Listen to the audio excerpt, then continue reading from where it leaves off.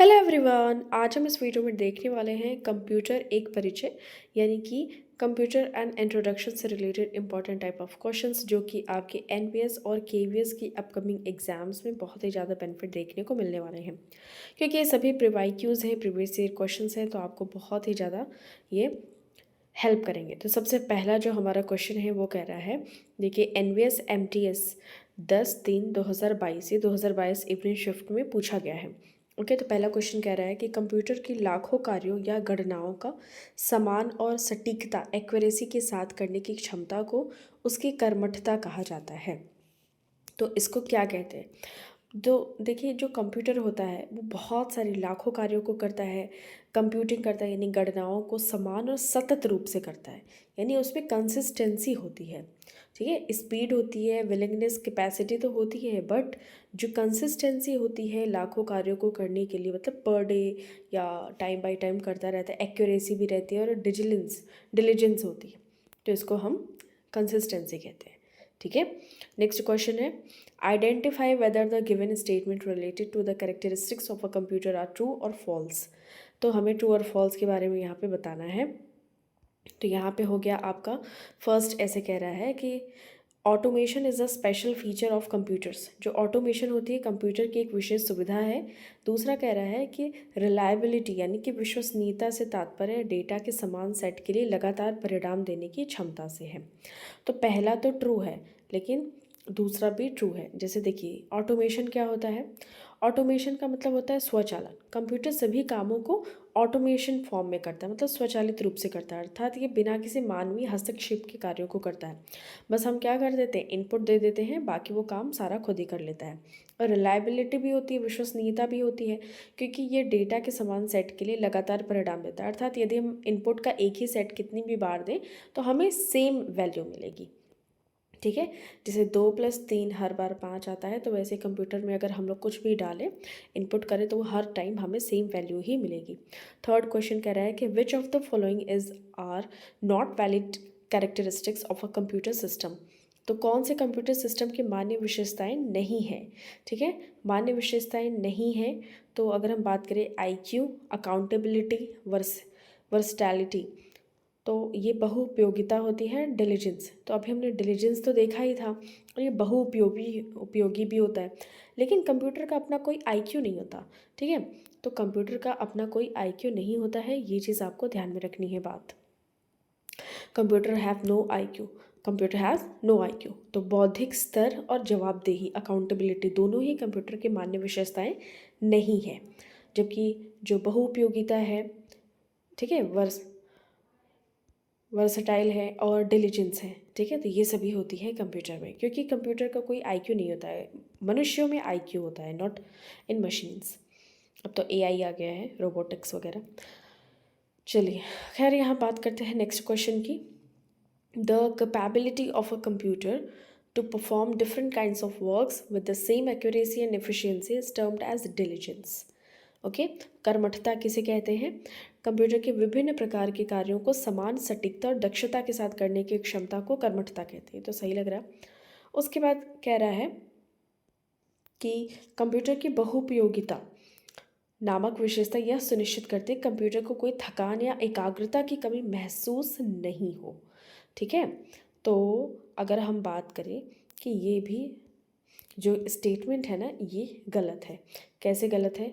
अगर हम बात करें, देखिए दोनों ही टर्म, डिलीजेंस और अगर हम बहुउपयोगिता के बारे में बात करें, तो कंप्यूटर के विभिन्न प्रकार के कार्यों का समान सटीकता और दक्षता के साथ कार्य करने की क्षमता को एक्यूरेसी या एफिशिएंसी कहलाती है, न कि डिलीजेंस कहलाती है। अतः यह कथन गलत है। तो पहला स्टेटमेंट भी रॉन्ग हो गया। कंप्यूटर की बहुउपयोगिता क्या है? ये विशेषता यह सुनिश्चित करती है कि कंप्यूटर को कोई थकान या एकाग्रता की कमी महसूस नहीं होती।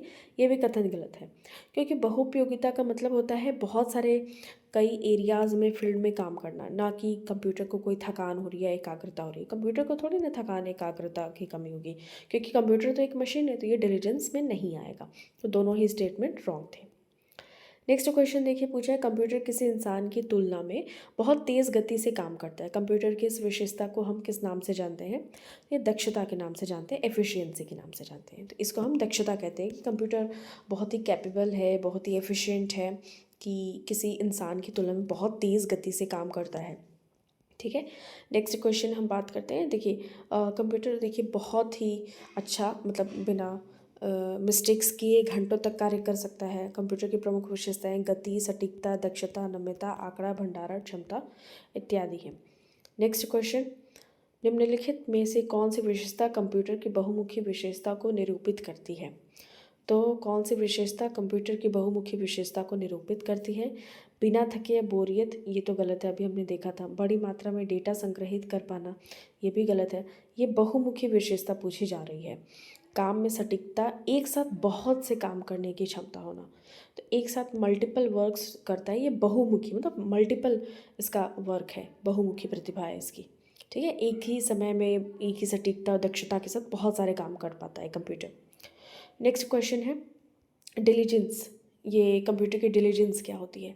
मतलब कि डिलीजेंस विशेषता दर्शाती है कि बिना थके या निरस्ता से घंटों तक काम करना, इसको कहते हैं कंप्यूटर की डिलीजेंसी। ठीक है।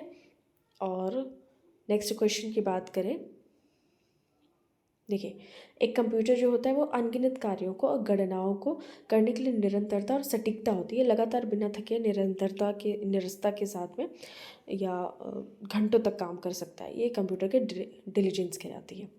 सीपीयू का पूरा नाम क्या है? तो ये सभी को पता होगा, सेंट्रल प्रोसेसिंग यूनिट। ये कंप्यूटर का दिमाग या मस्तिष्क या ब्रेन कहते हैं इसको। और ये कंप्यूटर डिवाइस से डेटा प्राप्त करता है, मतलब इनपुट करता है, इसे फिर प्रोसेस करता है, फिर ये हमारे जो वांछित आउटपुट है उसको देता है। इसके देखिए 3 भाग होते हैं, memory unit, control unit, ALU. Very important, ये आपको ध्यान रखना है। मेमोरी यूनिट, कंट्रोल यूनिट और अरिथमेटिक लॉजिक यूनिट। फिर हम यहाँ पे नेक्स्ट क्वेश्चन देखते हैं। डैश किसी भी कंप्यूटर सिस्टम का मस्तिष्क या ब्रेन होता है, इसको हम सीपीयू कहते हैं, अभी हमने देखा भी था। और सीपीयू के कितने पार्ट्स होते हैं? 3 पार्ट्स होते हैं, मेमोरी यूनिट, कंट्रोल यूनिट और ALU, arithmetic logic unit. Next question कहते हैं कि which of the following software can be use to reduce file size by compressing its contents. तो अगर कोई फ़ाइल लार्ज एमबी की है, सपोज़ कि 250 एमबी की है, और इसको 25 एमबी में लाना है, मतलब कम साइज़ का लाना है, इसके लिए विनजिप का यूज़ करते हैं। ठीक है, केवीएस जीएसए में पूछा गया था, ये आपको इंपॉर्टेंट है, ध्यान रखना है। विनजिप सॉफ्टवेयर का उपयोग फाइल की सामग्री को कंप्रेस करने के लिए करते हैं। और एडोब जो होता है, adobe Acrobat reader, PDF file को मैनेज करने के लिए। और एमसीएफई एक एंटीवायरस सॉफ्टवेयर है। और नोटपैड एक वर्ड प्रोसेसिंग है, तो ये आपको ध्यान रखना है। ये जो नोटपैड है ये वर्ड प्रोसेसिंग सॉफ्टवेयर है। विनजिप ये कंप्रेस करने के लिए किया जाता है। और मैक एमसीएफई एक एंटीवायरस सॉफ्टवेयर होता है। एडोब एक्रोबैट रीडर, तो ये पीडीएफ्स वगैरह को मैनेज करता है। Such software which is developed to damage and obstruct a computer system is called as.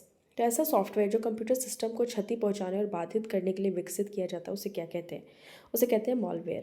ठीक है, मॉलवेयर एक ऐसा सॉफ्टवेयर है जो कंप्यूटर सिस्टम को क्षति पहुंचाता है, मतलब ख़राब करता है, बाधित करता है। और इसको इसलिए ही बनाया जाता है जिससे हैकिंग की जा सके, चोरी की जा सके। ठीक है, इसके कुछ एग्जाम्पल्स हैं, virus, worms, Trojan virus, spyware, ransomware, ये सभी कुछ इसके एग्जाम्पल्स हैं मॉलवेयर के। ठीक है, फिर है नेक्स्ट क्वेश्चन, केवीएस जीएसए का पूछा हुआ है। What are software with their source code is open to the public and made by anyone who wants to add changes called. तो उस सॉफ्टवेयर को क्या कहते हैं जिसका स्रोत कोड पब्लिक के लिए मुक्त हो, यानी खुला हो, तो उसे हम ओपन सॉफ्टवेयर कहेंगे, यानी खुला है। ठीक है, इसका निर्माण ऐसा कोई व्यक्ति कर सकता है जो कि इसमें फेरबदल करने के लिए इच्छुक होता है। ठीक है, तो ये by anyone who wants to add और changes, this is called open source software. और ये निःशुल्क उपलब्ध कराया जाता है, फ्री होता है open source software. Next question देखिए, कंप्यूटर स्टोर्स डेटा इन। तो डेटा ये फाइल्स में स्टोर करता है, which are then stored in folders. पहले फाइल्स में स्टोर करता है, फिर इसके फोल्डर्स या एल्बम्स बन जाते हैं। Option number A will be your correct answer. Next question दिया है, what is a piece of code which is capable of copying itself and having a detrimental effect such as corrupting an individual system or destroying its data. ठीक है।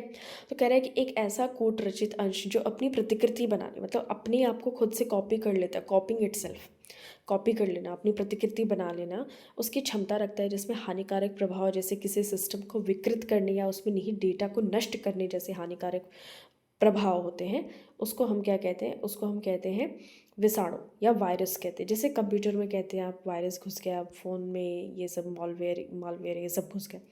तो यही हमने जैसे देखा था, यहाँ पे कुछ एग्जांपल्स हैं, virus, worms, Trojan virus, spyware, ransomware. तो इसको हम ये खुद की प्रतिकृति बना लेते हैं। जैसे कोरोना वायरस था, खुद की फ़ोटोकॉपी कर लेता था और फिर उसके बाद बढ़ते जाता था, उसी तरीके से कंप्यूटर में भी वायरस पाए जाते हैं। ठीक है। तो यहाँ पे अगर हम देख लेते हैं कि क्या क्या ऑप्शंस हैं, तो कंप्यूटर में कुछ दोषपूर्ण सॉफ्टवेयर होते हैं जिनका उपयोग कंप्यूटर सिस्टम को नुकसान पहुंचाने, सूचना चोरी करने के लिए किया जाता है। Virus, worm, spyware, Trojan horse प्रमुख मालवेयर हैं। ओके। वायरस क्या होता है, एक प्रकार के छोटे सॉफ्टवेयर प्रोग्राम होते हैं, स्वयं को कॉपी करने में सक्षम होते हैं और कंप्यूटर को विकृत करते हैं और उसकी सूचनाओं में सेंध लगाते हैं। वॉर्म क्या होते हैं, ये भी स्वयं की प्रतिकृति बनाने में सक्षम है और दोषपूर्ण कोड फैलाते हैं, जैसे बैगल, मॉरिस, सैसर, ये प्रमुख वॉर्म है।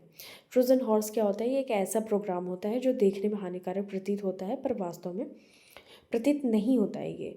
ये एक ऐसा प्रोग्राम होता है जो लगता है कि नहीं नहीं ये तो कोई हानिकारक नहीं पहुंचाएगा। जैसे कुछ कुछ हमारे दोस्त होते हैं जो लगता है देखने में ये ट्रोजन हॉर्स होते हैं, वैसे दोस्त कि हाँ लगते हैं सामने से कि बढ़िया है लेकिन अंदर अंदर बहुत ही कातिला होते हैं। अब ये हमारा यहाँ पे एक फ़र्स्ट टॉपिक ख़त्म होता है और सेकंड टॉपिक हम नेक्स्ट वीडियो में डिस्कस करेंगे। Thank you so much for watching this. मिलते हैं आपसे नेक्स्ट वीडियो में।